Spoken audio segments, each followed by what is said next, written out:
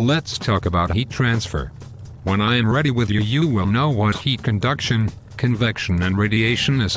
Take it easy, Superman. I know heat conduction and the Fourier's law already from the heat conduction experiment. I am not sure if this will be enough to bring me through the fire in the thermodynamic exam.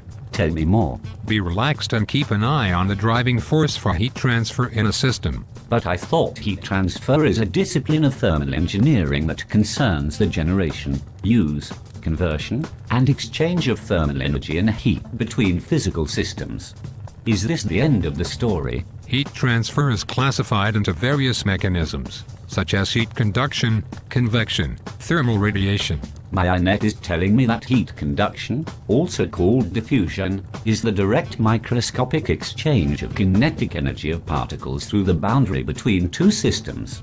When an object is at a different temperature from another body or its surroundings, heat flows so that the body and the surroundings reach the same temperature, at which point they are in thermal equilibrium. Correct. Such spontaneous heat transfer always occurs from a region of high temperature to another region of lower temperature, as required by the second law of thermodynamics. What about heat convection?